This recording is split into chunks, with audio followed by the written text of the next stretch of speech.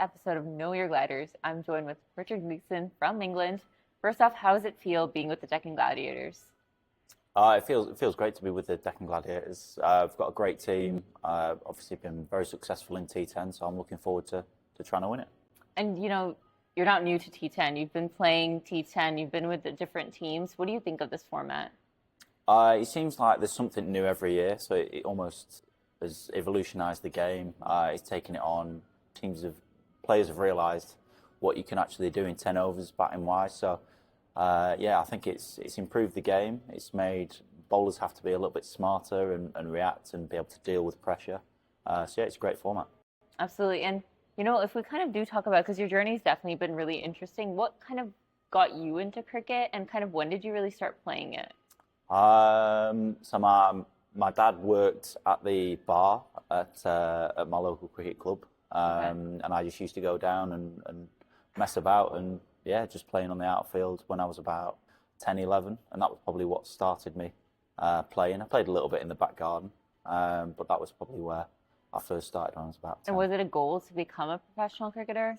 I don't think it was necessarily a goal. I enjoyed playing cricket. When you're a kid, you want to emulate people that you're pretending to be. But I thought I was never quite good enough when I was younger, and it was only till later in the day that I actually made it. So I always wanted to be a pro, but it was never, oh yeah, I must do this.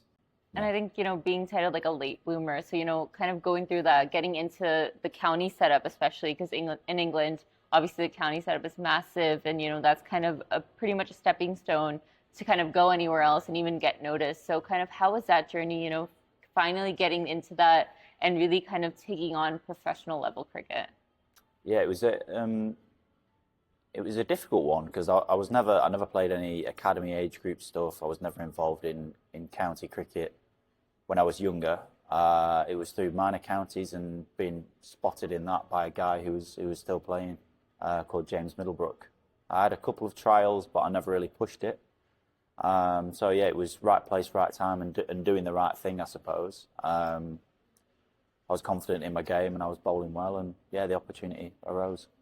What do you think? I mean, do you think there was a key move that really kind of, spiked that change in the career? Like, was it maybe moving to Lancashire? And like, I don't know, do you think there was any particular spot in that kind of area where you thought, okay, you know what, this is what kind of got me there? That helped me get there. Yeah, it was probably playing in minor counties cricket. You use a Duke's ball, so the same ball that they use in test matches in England. And I got hold of one of them, and I couldn't control it. It was going all over the place. And because I wanted to play that level of cricket, I had to learn how to bowl with it properly. And just time and practicing and being by myself at the nets and remodeling my action really was the big thing that improved my game. It gave me more consistency, more accuracy, better control. And then when I finally got into the county game, a little bit of strength and conditioning and a few little tips here and there gave me some extra pace, and that seemed to propel me. I think, probably doing well in the Vitality Blast and then getting into the England Lions. So how was that kind of, I think you were even Luke Wood, was a part of that as well. So kind of how was that journey? Yeah, when I got the first call up for the Lions, it was amazing to get that recognition, having come into the game late. And it just kind of showed me, I can mix it with the big boys, and I am getting recognised for what I'm doing. So that was a great boost. It took me a while after that, a few injuries and things, to finally keep kicking on and making it to the top level. But it was just nice to get that recognition. Absolutely. And I think, for any cricketer, obviously making the national team, which, you did get a chance to do to make that debut. What were the emotions like there? I remember getting the text message and the phone call from Matthew Mott to say I was going to be picked, and I didn't have it on my radar at all. And I got the message, and I was stood in my kitchen with my wife, and I just said, I think I'm about to get picked for England, and I just overcome with like shivers down your spine, like, because I felt for me it was out of the blue. Looking back now, my performances had been good, and they needed a bowler, so But yeah, that was surreal. And then being sat waiting to go out and actually play and make my debut. I remember being stood there with Liam Livingston, who I played minor counties with when he was like 17, and he asked if I was nervous, and yeah, I just wasn't. It's a strange thing, because I think for me it was just like, well, let's go and see if I am good enough, if I can do it. This is a privilege, and yeah, nerves came in games later than after that, but yeah, that first one there was no nerves, and it was No, just but I exciting. think especially what a debut you had, right? Those 3 big wickets that you took, you know, especially when you're playing against India and then getting the guys like Rohit Sharma, Virat Kohli, and Rishabh Pant. What was that, kind of just going through those motions and, you know, having a game like that? Yeah, just another day. Just another day. I can't remember who it was now. It's either Dave Willey or Dawid Malan came up and was like, "Yeah, it's easy international cricket, isn't it?" So yeah, it was just, I just did my thing. I stuck to what I knew and what had got me there. And I enjoyed taking the wickets. We didn't get the win, which it would have been nice to do it in a winning performance. But yeah, something I'll always have. And that same year, with the T20 World Cup, you know, being part of the reserves and being there with the England team, and especially seeing them, you know, lift the trophy together. How was that kind of experience? Obviously, they've won that ODI World Cup, and especially doing that, you know, with the T20 World Cup there, and you know the performances they had at semifinals. I mean, winning by 10 wickets, and then the performance that they had in the finals where it got close, but they kind of took it home. It's great to experience just being around a group that's, I mean, it's the pinnacle, isn't it? World Cups, in whichever format.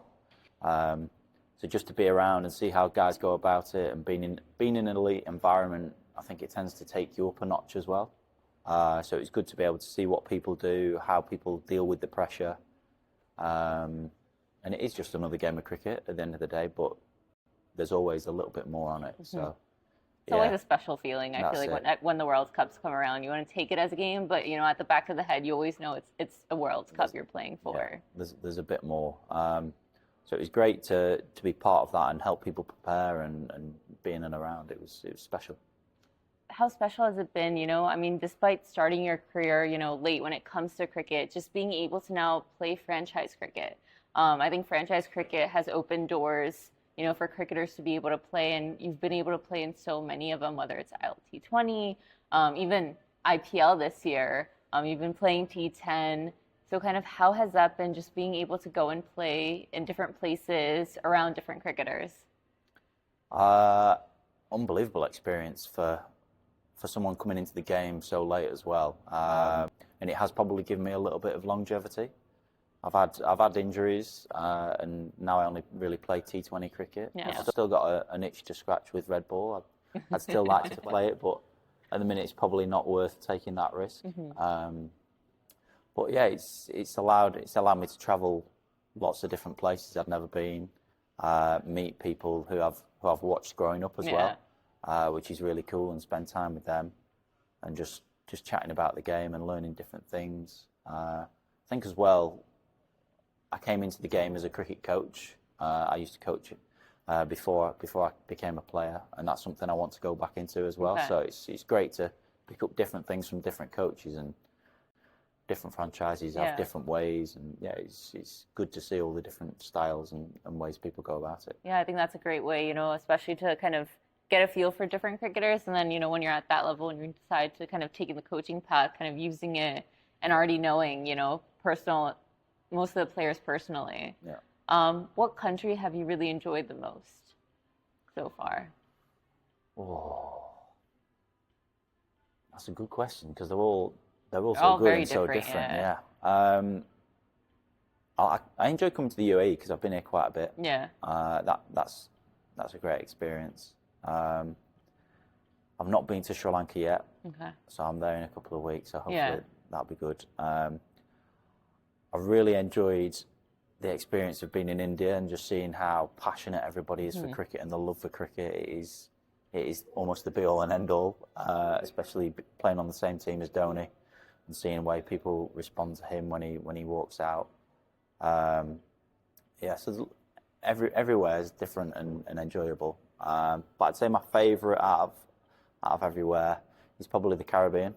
Okay. That was the first place I went as a professional on a pre-season tour, Yeah. and then first place I went with the Lions as well. So that's probably closest to my heart. And since you mentioned, Tony, like how was kind of that experience? I mean, I think that's something that a lot of players, would really want to enjoy kind of being around his presence, especially because of, what he's done when it comes to his cricket career. But kind of how was that? He's just a normal guy. Yeah. He's funny. He's very funny, but he loves talking cricket as well.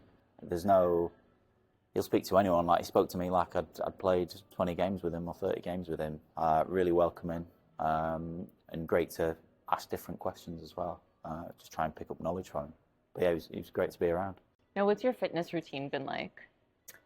It's developed and changed, and Okay.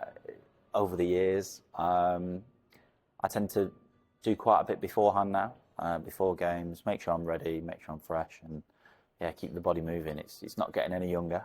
So yeah, quite a lot of movement and mobility, and then just a few areas that I've had issues that I try and make sure I really stay on top of. Okay. So we're going to do a peek into the Gladiators. Mind if I ask you, who is Richard Gleeson? How would you answer that? I don't know. A late bloomer from England who tries to bowl fast. How do you think cricket has changed your life personally and professionally? Personally, it's given me everything really in terms of experiences, and like I said, I played from a young age. It was a big part of my family. My sister worked at the cricket club as well in the kitchen. My dad ran the bar. It started me on my coaching journey. So not just what it's given me professionally now, it's probably shaped me quite a bit. And yeah, it gives me perspective as well at times, that yeah, it's not the be all and end all playing a sport. Like, it's great to be involved in and great to be a part of, but there are bigger things outside of cricket, and that just helps to, when you have a bad day, just put it to one side and move on. For you, was there ever a moment that you were like, okay, I love this game, like that you remember? I'm not sure. I'm not sure if there's one specific moment, but I always remember as a kid playing in the back garden. We had a big step down from the patio with a brick wall, and I used to throw golf balls at it and hit golf balls. I just remember that as a kid. Okay. And then, yeah, I think maybe winning. I think we won the under 13 Yeah. age group for our local area, and that was pretty cool. So I think that gave me that drive to try and win some more games of cricket. Next, we have Gladiators favorites. So your favorite food on this tour? Or what's your go-to when you're in the UAE? It always seems to be something from Deliveroo, so it's always a Nando's Okay. wherever you go, because you know what you're going to get. So yeah, Nando's. Favorite song? Married with Children by Oasis at the minute. Okay. Favorite hobby? Bit of golf. Of course. Favorite workout? Just a jacuzzi and a stretch. Yeah, nothing too strenuous. Favorite place in England? Blackpool, where I'm from. Okay. Favorite actor? Denzel Washington. Favorite sport to watch? Football. Okay. This or that? Iced coffee or hot coffee? Hot coffee. Ice cream in a cup or ice cream in a cone? Oh, ice cream in a cup. Notriani's in Blackpool. Best ice cream you're ever going to get. Yeah? Yeah. Okay, next time. New clothes or new phone? New clothes? Okay. Calling or texting? Texting, I don't like speaking. Driver or passenger? Passenger. Okay. Some quick fire. So have you ever pranked another cricketer or gotten pranked on? I've definitely been pranked on. There's a young lad at Warwickshire that's pranking people at the minute. So yeah, you've got to watch out for calls from him. So. Okay. Which cricketer on our team has the best beard? Oh, I'm not sure. I'm going to go Henrik's moustache. Okay. It's not a beard, but his moustache is pretty good. On this tour, did you forget to pack anything? Did I forget? No, I think I You're brought good? everything. Is there usually anything? Oh no, earpods. I forgot my earpods, so I had to buy some new ones at the airport. That's a big, That's a big big one. thing to forget. Yeah. I actually ended up accidentally putting my AirPods in the washing machine. Like a few days, I had to buy a new pair as well. One cricketer whose Instagram that maybe you tend to scroll more often. I don't know if you use social media a lot. I like Luke Woods. Yeah. Everywhere he goes, the teams seem to make him do some pretty funny introduction videos. So yeah, Luke Wood. And then, speaking of Luke Wood, I mean, do you already have plans to go golfing? Have you guys already gone golfing together yet? We've been to a driving range. We can't get on anywhere at the minute. It's busy. Who's better? Woody's definitely better. But yeah, we plan to try and go on one of the days off. That's I will ask, on a scale of 1 to 10, how much do you hate doing this right now? I hate it less than I used to, but I'll give it a solid 6. Okay. Yeah. I'll take it. No, but thank you so much for joining us. It was great getting to know kind of a little bit about where you come from and kind of what brought you here. Thanks for having me. Perfect.